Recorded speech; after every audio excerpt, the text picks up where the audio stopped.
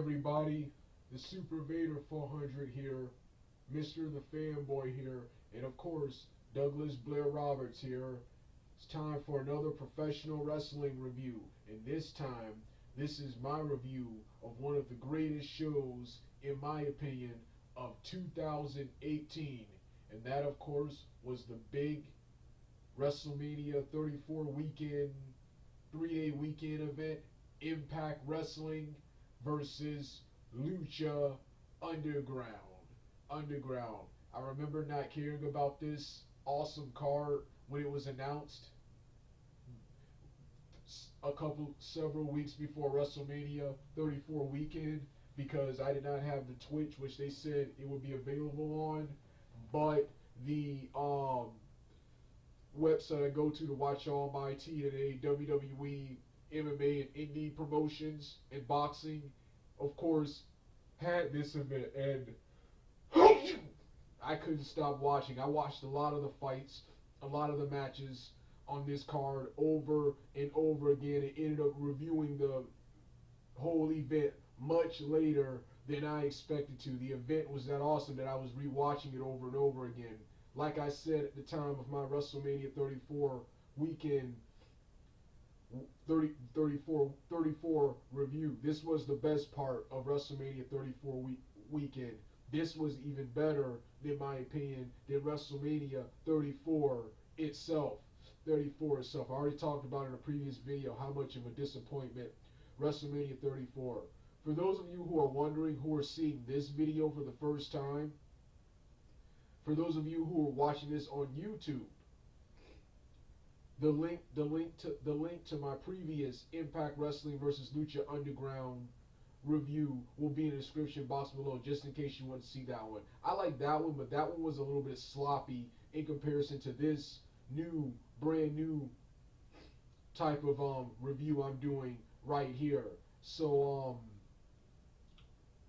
with that being said, I'm about to start this review right now.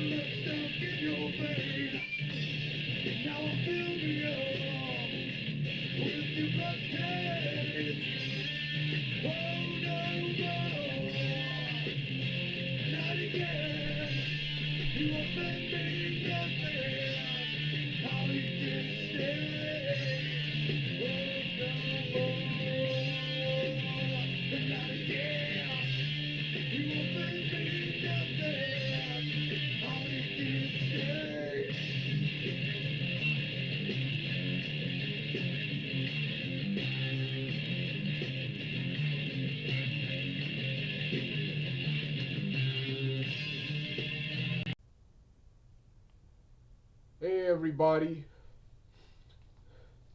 time for part 2 of my Impact Wrestling versus Lucha Underground review. And like I said in part 1, what an awesome show it was. In order to make this review different from the previous review, I'm going to review the matches in random order. I'm going to talk about the my first four match, the four greatest matches, in my opinion. Then I'm gonna talk about the second greatest matches. There are about three matches, 2 to 3 matches I'm not gonna talk about at all, or just won't talk about in depthly. With that being said, let's get started. And the very first fight I want to talk about is the very awesome fight between Teddy Hart and Scott Steiner versus Jake and Dave Christ, OVE. Boy, what a fight! Boy, what a fight this was! It was so happy. I was so happy seeing Teddy Hart again. Who Teddy Hart? Everyone did a good job in this fight, but Teddy Hart was the MVP of this fight. He did some awesome, sick moves in this fight. Before the wrestling match even began, when the wrestlers were making their entrance, Teddy Hart got on top of the top rope and hit a springboard moonsault onto OVE, onto OVE with a casual, I don't care, I don't give a damn look on his face, on his face. Then when he got into the ring, he hit him with a kick, a punch. He hit him with a kick, then a punch. Then gave him put the guy up. Then put the guy up on his put one of them on his neck for an electric chair into backbreaker, or I like the way Matt Striker said it best. Said it, electric chair into death. I also love the way Matt Striker sold it. He said, what does he want to do? And Matt Striker said, Teddy Hart, he wants to kill someone. Um, then of course, um, then of course he hit another backbreaker like maneuver. He hit another. He hit a DDT style DDT style driver onto the other Chrysler. He hit another backbreaker power driver type maneuver on the other Jake Christ, and then of course the rest of the match had the Jake and Dave Christ double teaming him. Then finally he tagged in Scott Steiner, who just cleaned house. Who just cleaned house. OVE earned my respect in this match because they took all of these brutal spots. They took 3 brutal spots from Teddy Hart. Then they took an onslaught from Scott Steiner. You know how Steiner. You know how the Steiner. If you've seen the shoot interviews, the reputation of the Steiner brothers and how they like to take, how they like to turn it up on how they like to treat rookies and other people in the ring. Their fights be brutal, man. So yeah, and OVE took all of those moves with no complaints. No complaints. If I was in there, some of those moves you ain't hitting on me. But yeah, so yeah, what an awesome fight right here. And of course, um, Steiner, he hits the Frankensteiner backbreaker maneuver, the belly suplex, and of course the Steiner recliner. I think on Dave Christ or Jake, I can't remember which one it was for the 1, 2, 3 for no, not for which for the submission, and Steiner and Teddy Hart win this fight. I think this was the third match of the night, but this is the first match I'm talking about on this card. The next match I want to talk about was another awesome fight between Brian Cage and Eli Drake, with Eli Drake becoming the closest to breaking Brian Cage's record. First off, I love what they tried to do in the beginning. Eli Drake, he tried to get Brian Cage to forfeit the match, and instead both of these guys become a tag team. But it was all a ploy. He tried to cheap shot Brian Cage, then Brian Cage ducked it and started unloading on Eli Drake. Eli Drake took the brunt of the punishment with Brian Cage, of course being the aggressor, but the moves and the selling from both men, and all the cool moves Brian Cage did first earlier in the match. After bombarding him with a series of punches, he first gave him a kick to the stomach, then gave him another super kick to the side of the head, to the side of the head, to the side of the head. Then of course Then of course, when he tried to F5, Eli Drake managed to reverse it by landing on his feet. Then responded with a standing drop kick to Brian Cage. To Brian Cage did the after Eli Drake hit the gravy train, Brian Cage kicked out and reversed the second one. Then tried a discus clothesline. Eli Drake ducks it. Eli Drake ducks it. Eli Drake ducks it, but then Brian Cage hits his spinning net breaker, his unique spinning net breaker maneuver for the 1, 2, 3. Awesome fight here. Then of course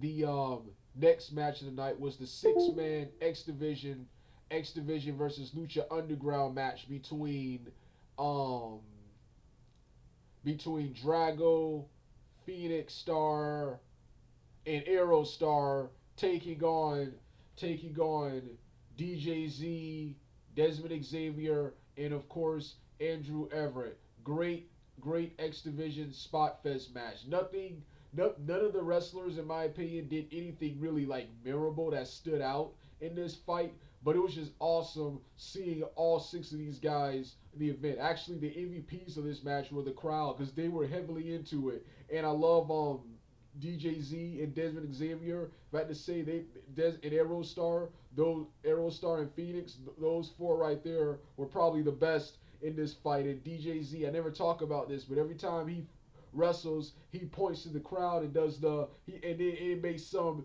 DJZ. You hear some siren and some siren and bullhorn every time DJZ points to the crowd. It's awesome. Xavier, Aerostar, and Phoenix has always put on an awesome performance, and this was an awesome fight. The awesome part came at the end. After all of these high aerial moves, the match ends with a submission. With a submission to I think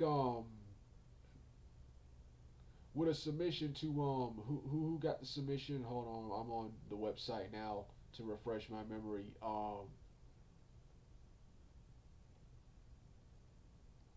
Who got the submission?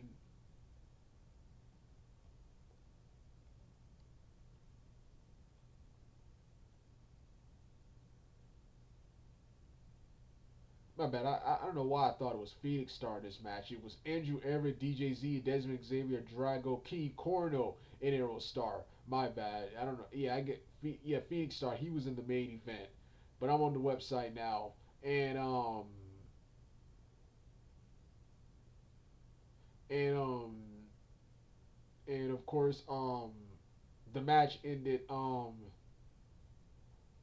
yeah, Drago forced Eddie Andrew Everett to tap to a ankle lock, leg lock submission type maneuver. And I love the embrace and shaking hands at the end and the stand of applause for all 6 of these great athletes at the end. So yeah, another awesome match. Then what is widely considered probably be the greatest fight on this card, and that was the I Quit match between Eddie Edwards, between Eddie Edwards and of course Sammy Callahan with their feud from Impact Wrestling carrying over to this special showcase right here. And I also like how before this event there was a WrestleCon event the day before this event with Callahan portraying his Jeremiah Crane gimmick, and he was wearing his Jeremiah Crane attire in this fight too. But they kept calling him Callahan. Callahan throughout this event. Both of these men hit a lot of spots. There was way too much action to call. I'm currently recording reviews for this match right here, and there was so much awesome stuff in this match. It's just too long to call. It was just too much to call. But an awesome fight. The fight ends when Don Callis when when Crane or Callahan tries to try to injure Eddie Edwards with the bat maneuver he did a couple of weeks ago prior to this event to set up their feud, but Moose.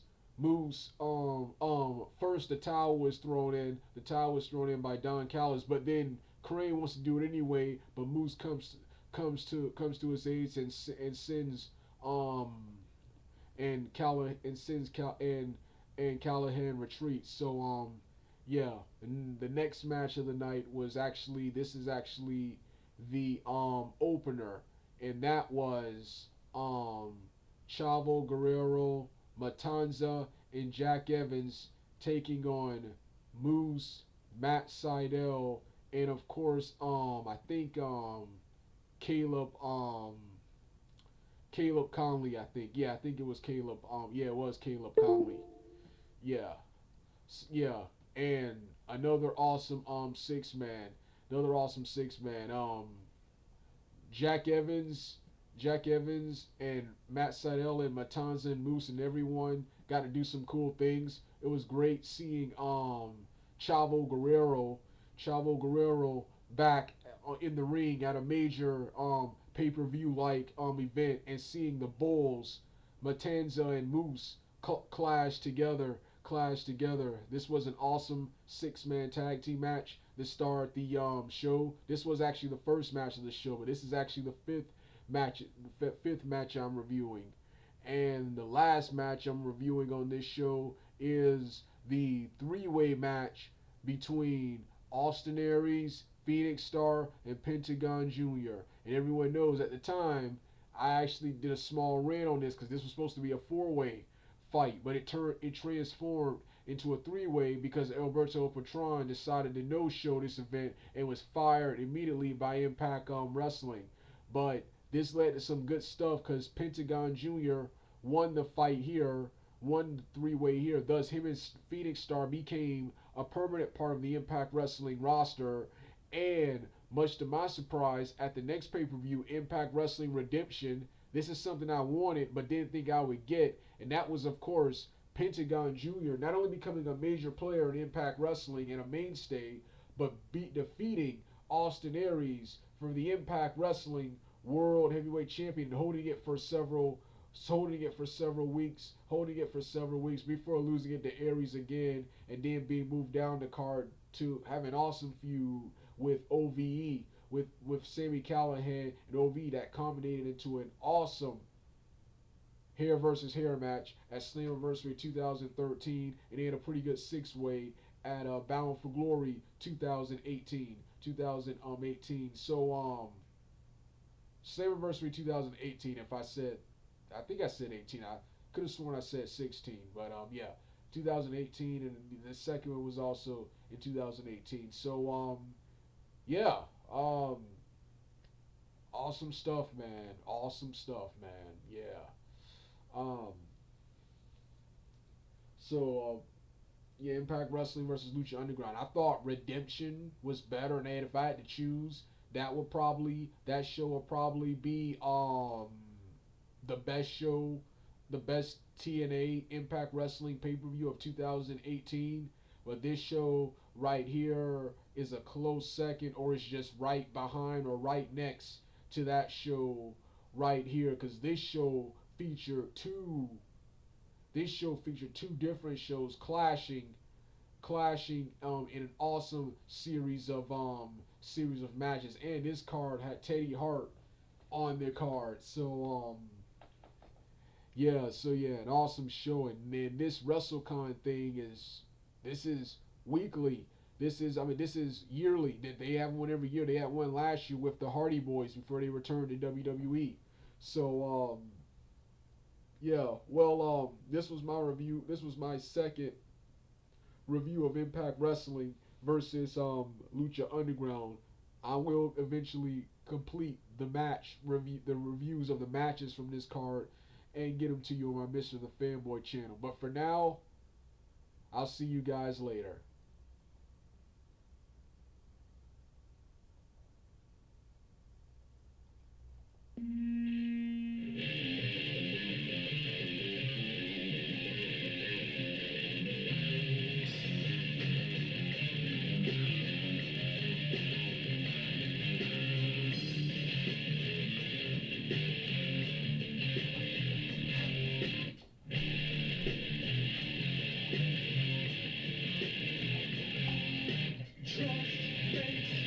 Take the rise, you're watching from me. I'm driving, I'm physically I'm pushing the gravity. Yeah, I'm trying to pull me down, and I'm disappearing.